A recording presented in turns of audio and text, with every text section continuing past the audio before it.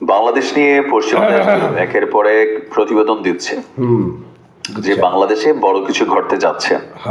সেনা প্রধানের ঘোষণার পর গতকালকে যুক্তরাজ্যের সতর্কবার্তা, আর এর পরপরই সেই সতর্কবার্তা যে আসলে সত্যি হতে যাচ্ছে সেটারই দৃশ্যপট বা আলামত আমরা দেখতে পেলাম। আপনাদের খেয়াল থাকার কথা যে আমাদের সেনাবাহিনী গেল মানে এই সরকার পতনের পর একটা অভিযান চালিয়েছিল পাহাড়ি জঙ্গল সহ বিভিন্ন জায়গাতে, যেখান থেকে 179 জন কুকি চীন যারা আছে, যারা এই মুহূর্তে আমাদের এই পাহাড়ি এলাকাগুলোতে ঘাপটি মাইরা বৈশা বাংলাদেশ এবং পাহাড়ি বাঙালি মানে এরকম নানান ইস্যুতে তারা কিন্তু দেশে অস্থিরতা তৈরি করছে। ইভেন তাদের সাথে আন্তর্জাতিক ভাবে ভারতের বিভিন্ন সংগঠন, মিয়ানমারের বিভিন্ন সংগঠন, এদের কিন্তু কানেক্টিভিটি আছে। সকলে মিলে বাংলাদেশকে অস্থিতিশীল করতে চায়। এরপরেও হয়তো আরো অনেক ঘটনা আছে। তো কেন যে যুক্তরাজ্য সতর্কবার্তা দিছে দেখেন, কালকের এই নিউজটার সাথে সাথে বেশ কয়েকটা নিউজ কিন্তু আপলোড হওয়া শুরু হয়েছে। গোলাগুলির কারণে সাজেক থেকে ফিরতে পারেনি পর্যটকরা, ভ্রমণে নিরুৎসাহিত। বুঝতে পারছেন? এখন গোলাগুলিটা কে কই থেকে এই মুহূর্তে হচ্ছে? যুক্তরাজ্য কিন্তু বলছিল রাঙামাটি, খাগড়াছড়ি, পার্বত্য চট্টগ্রাম, বান্দরবান, মানে এই যে এরিয়াগুলোতে এখানে অস্থিতিশীল ঘটনা ঘটবে। সেখানে পুলিশ স্টেশন, সেখানে রাজনৈতিক সমাবেশ, ধর্মীয় যে প্রতিষ্ঠান আছে, যে কোনো জায়গায় একটা অনাকাঙ্ক্ষিত ঘটনা ঘটতে পারে। রাঙামাটি হচ্ছে তার মধ্যে সেই রেড জোনের একটা। রাঙামাটির বাঘাইছড়ি উপজেলায় সশস্ত্র আঞ্চলিক সংগঠন ইউপিডিএফ এবং জেএসএস এর মধ্যে গোলাগুলিতে রমেশ চাকমা নামক ইউপিডিএফ এর এক সশস্ত্র সদস্যকে গুলি করে হত্যা করা হয়েছে। মানে এই পাহাড়ের মধ্যে বেশ কয়েকটা সংগঠন আছে যারা নিজেরা এই পাহাড়ের দখলদারিত্ব নিতে চায়, সেখানে বসবাস করা মানুষদের জীবনকে অস্থির করে দিয়ে রাখছে। এরা মাঝে মাঝে সমতলে নেমে আসে, এখানেও এসে নানান ধরনের অপকর্ম করে। রাঙামাটির বাঘাইছড়ি উপজেলার নির্বাহী কর্মকর্তা বলছেন যে বিষয়টা তিনি নিশ্চিত করে বলছেন যে জেলা প্রশাসনের তরফ থেকে নিরাপত্তা জনিত কারণে সাজেক ভ্রমণে নিরুৎসাহিত করা হয়েছে এবং গোলাগুলির কারণে গতকালকে বিকেলে কোন পর্যটকবাহী গাড়ি খাগড়াছড়ি ফিরতে পারেনি। পরিস্থিতি সম্পর্কে উপজেলা নির্বাহী কর্মকর্তা বলছেন, সাজেক এবং এর আশেপাশের এলাকায় আইন শৃঙ্খলার সার্বিক পরিস্থিতি, পর্যটকদের নিরাপত্তার কথা বিবেচনা করে সাজেক ভ্রমণে আপাতত বন্ধ করার নির্দেশনা দেওয়া হয়েছে। যে সকল পর্যটক সাজেক থেকে ফিরতে পারেননি তাদের ফেরার বিষয়ে আগামীকালকে পরিস্থিতি বিবেচনা করে সেনাবাহিনী অথবা পুলিশের সহযোগিতায় অথবা বিজিবির মাধ্যমে তাদেরকে সেখান থেকে বের করা হবে।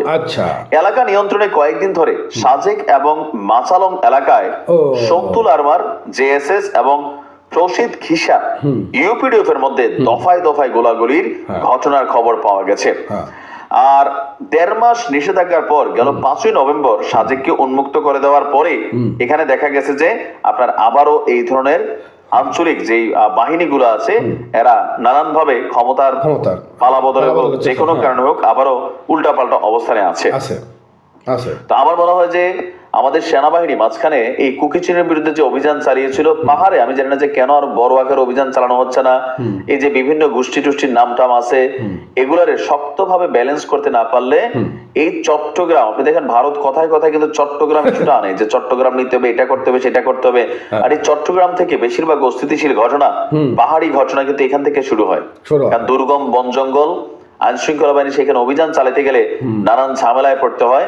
আর আওয়ামী লীগ সরকারের সময় আমরা বিভিন্ন সময় শুনতাম পাহাড়ে বিভিন্ন ধরনের সন্ত্রাসীদের আস্তানা পাওয়া যাচ্ছে, তখন এটা নিয়ে অনেকে হাসি ঠাট্টা ট্রল করতেন, শেখ হাসিনার সমালোচনা করতেন, সেনাবাহিনী নিয়ে সমালোচনা করতেন। কিন্তু এখন এই যে ঘটনা হচ্ছে, এখন যে গ্রেপ্তার করতেছে, এখন মনে হচ্ছে সব সত্য, তাই না?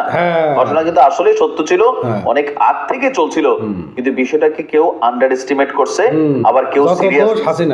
সেনাবাহিনী বিভিন্ন সব অভিযান চালাচ্ছে, তার মানে অভিযানগুলো এখন সত্য। যে পাহাড়ের বিভিন্ন ইয়া দেখা আমরা ভাবতাম যে ওই র্যাব মনে হয় এটা একটা নাটক করতেছে, এগুলো নিয়ে সোশ্যাল মিডিয়াতে আলোচনা হয় নাই, এখন তো বোঝা যাচ্ছে পশ্চিমা রাজ্যগুলো সতর্কবার্তা পাঠাচ্ছে, মানে কি ঘটনা কিছু একটা ঘটবে।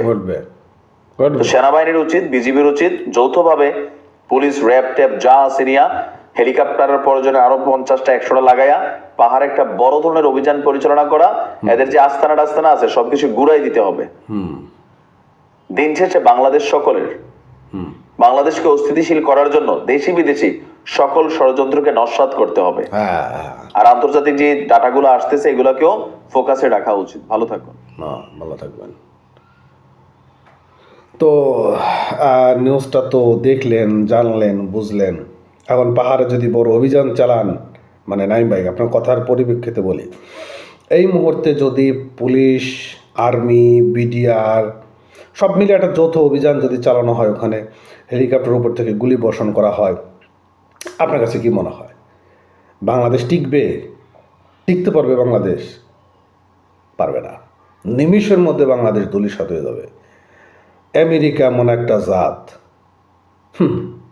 তারপরে তো পাশে এখন ইন্ডিয়া ফনা ধরে রয়েছে, এত সহজ না।